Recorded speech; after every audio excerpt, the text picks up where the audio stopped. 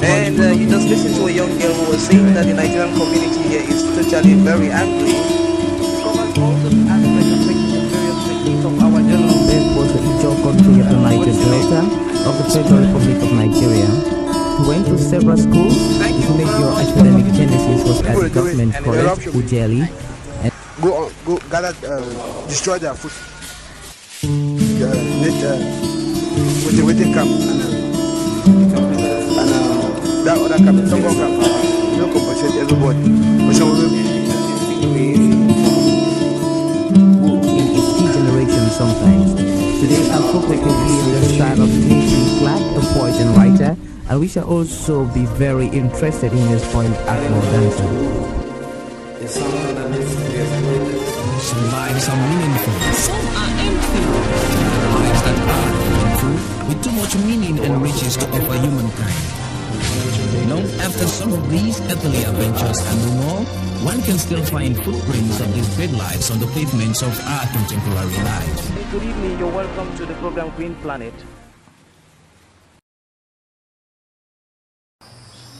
Welcome to Fighting Poverty and Engaging Conservation Through Sounds 2010.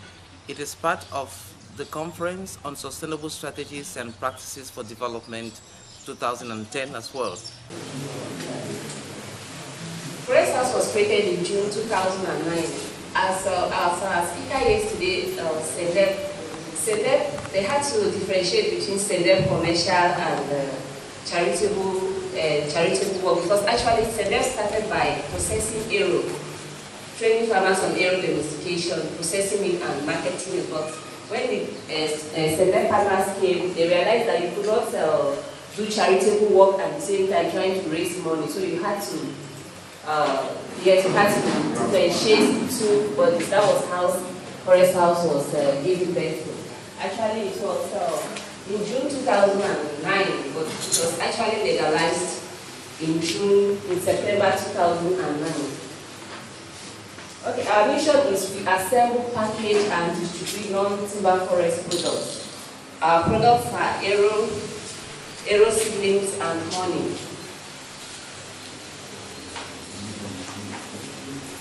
Well, our mission is to make SEDEP honey and arrow a household name in Cameroon and actually globally.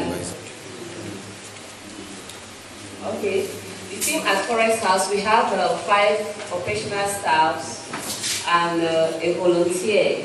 The staff's strength is we have a staff in the field. That's because SEDEP actually carries their activities in the protected forest area than the forest where our honey is coming from. So actually the staff in the field is responsible for control, for sort of quality control of the honey that is being harvested from the farmers and transportation down to our processing unit in Linde.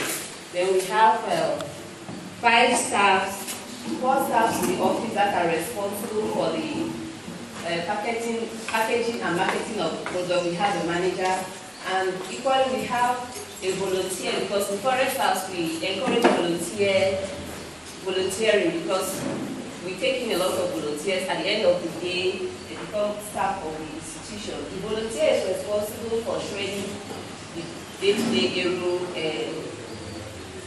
Then we have casual workers, that's women, who employ from time to time to shred this arrow, because when the demand is high, the volunteer in the house cannot meet up.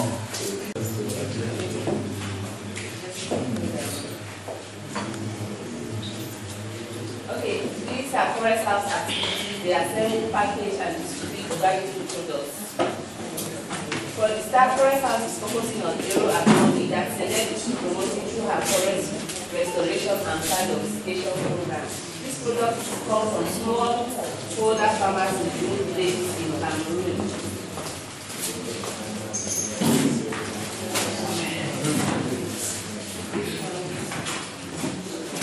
There are some of these farmers, they lack access to information. So SEDEP actually links the farmers to the marketers as Forest House, so that when they produce so that their farm produce can actually reach to the market, because some of the reasons farmers in our interlands have is access to the market, and the forest house ensures that these farmers, once their produce is ready, buy them and market it to the public, and there is a continuous,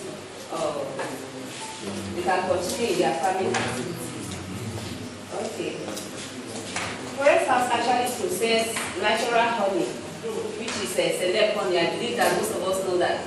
You know that in the southwest region, select honey is a household name in this region. We package Arrey, which is these are Arrey and Arrey seedlings. We don't only buy the produce, the Arrey from the Arrey farmers. We actually have Arrey seedlings that farmers come to buy and plant. That's what this forest house does.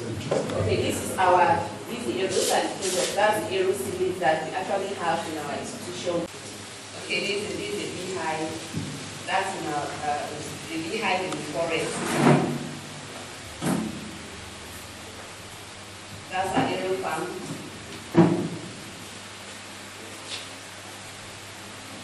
Okay, from when we collect honey from the farm, from the forest, because it comes from the northwest region, yeah, I mean, that is very cold. In most cases, at times, by the time it gets to the institution, it crystallizes. So we actually put it in a pot of, we don't actually boil the honey as putting it in a pot to boil it. We actually put it in a, we actually put water in a big pot and place the gallon of honey on it. So at a particular temperature, the honey doesn't have to boil, it's just to be able to melt it so that we can filter it and see it. So after that, we do the filtration, packaging, distilling, and then it comes out. These are all the processes. We have them in different sizes. We have the 1 liter, the half liter, and the sachet. Because the sachet is for everybody to be able to reach out to everybody. Not everybody can afford to buy these, but with these, we can be able to reach out to everybody.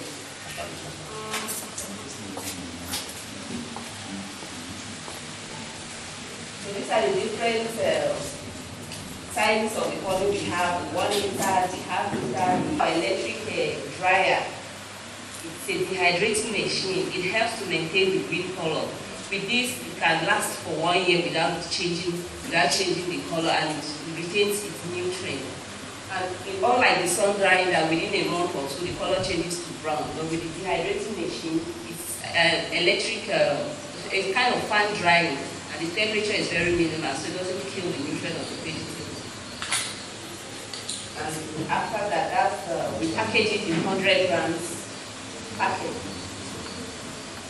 and we seal and put label for local market and export. Actually, this idea of processing this Arrey is a form of preservation, because actually there's a lot of waste of vegetable around, a lot of waste, and it adds value to the vegetable in the sense that if our statistics Matida gave this thing, the amount of fresh Arrey that leaves Cameroon for Nigeria is a whole lot of money, but a kilogram of fresh Arrey gives you 1,000 francs, but a kilogram of dry Arrey gives you 10,000 francs. So if we are trying to lobby with the government that if Arrey has to leave Cameroon, it has to live in the process from, in the sense that it will create a lot of employment to our women and equally add more value to this produce than just sending it to Nigeria like that. From a study I carried out when I actually went to Nigeria, in Calabar, we realized that this Arrey is much cheaper in Calabar than buying the market in India. And secondly, the export of Arrey in Europe and America, most of it comes from Nigeria.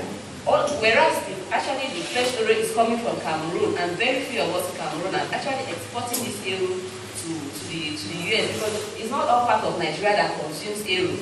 Then only the eastern part of Nigeria that consumes Arrey, unlike in Cameroon where Arrey is a national, food. Yes, the food is. So in Nigeria, they don't even consume Arrey the way we do in Cameroon, and everything that is coming here is actually going to the US, America, Canada, or wherever. Okay. Okay, for our aero market, we've been able to get contacts, we've been able to make contacts in the US and regionally, Equatorial Guinea, and locally. Aero is mostly consumed out of the country than locally. That's in this process form because actually it's a lot more cheaper for people to buy the fresh aero. But actually, people in diaspora, they actually buy a lot of things. And so far, for certification of our honey, which we don't really have such facility here because actually people export honey away from Cameroon. They actually send their samples to Switzerland and Germany and other countries, and it's very expensive for most people. So very few people export honey out of Cameroon. So with NAFTA certification, we'll be able. The process is ongoing. With NAFTA certification, Forest House can export her honey to anywhere in the world, and that adds a lot of value to our. We have key distributors in Lagos, Port Harcourt, and Calabar so far, and we actually established trade relations in the Equatorial Guinea. So, as I earlier said, nationally, the Forest House, the left only has the greater share of the market in Southwest Cameroon. And gradually penetrating other regions in Cameroon, like the littoral and other regions. We've been able to certify our honey with the NEPIA, and we have certificate of conformity for our products. Establishment of new contacts in US and diaspora for aero sales. I'll tell you that it's today that I know that Forest House is involved in those type of things. I usually speak Forest House when I'm going out of town, and I think that's solve me. So people should do publicity so that people should know what you people are doing. Okay. Thank you very much. I have spent the last 8 years of my life being so involved in anything that is food processing. I want to make a small contribution on the aero component. I don't want to ask under which conditions you do your drying, but I'm sure I want to count it myself.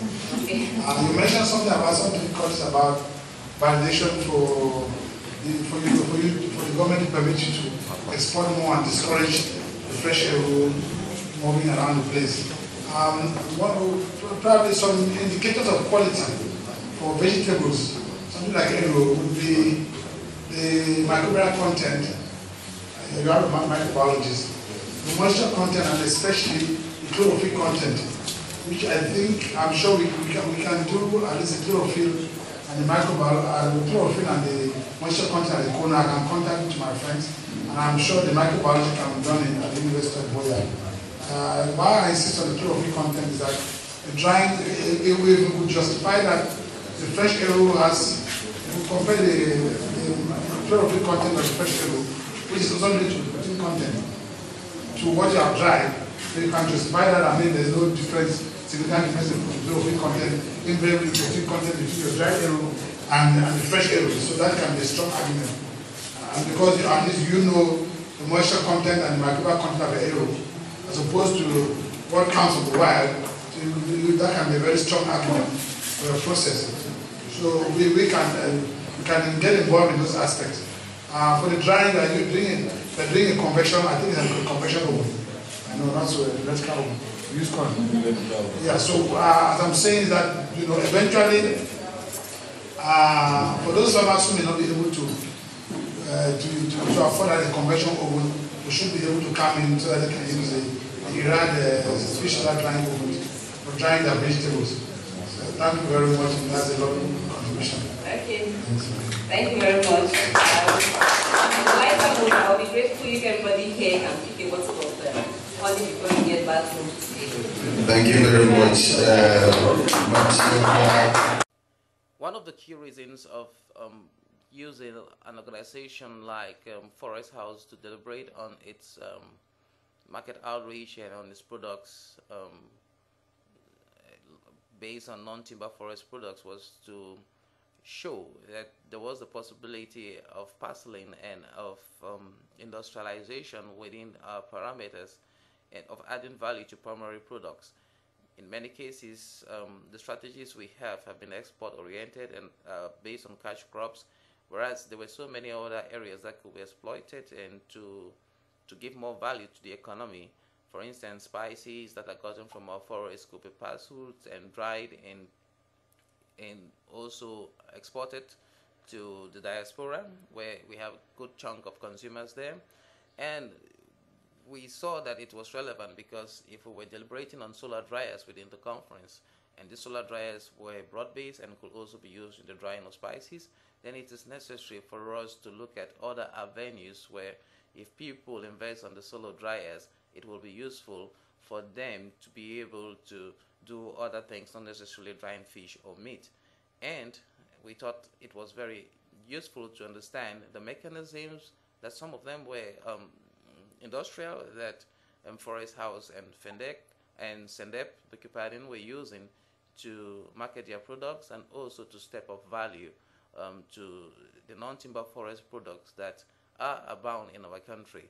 And we also thought that the domestication of Arrey was relevant to such a process because many of the times that we ship Arrey out of the country or out of the continent, it is dried and it's not done fresh. So I thought this was very relevant to the greater picture of livelihood strategies in Cameroon and Africa, and to the conference theme on sustainability and on strategies for fighting poverty and engaging conservation through sounds. Thank you. And this has been Arrey Ivo for the African Center for Community and Development. I have been reporting on the conference on sustainable strategies and practices for development, and on the workshop Fighting Poverty and Engaging Conservation Through Sounds 2010. In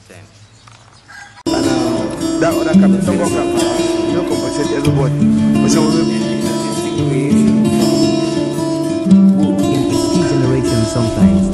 Today our folklore will be in the style of Chibbuike, a poet and writer, and we shall also be very interested in his point at more dancing. Some lives are meaningful, some are empty. Lives that are meaningful, with too much meaning and riches to offer humankind. Long after some of these earthly adventures and no more, one can still find footprints of these great lives on the pavements of our contemporary lives. Good evening, you're welcome to the program Green Planet.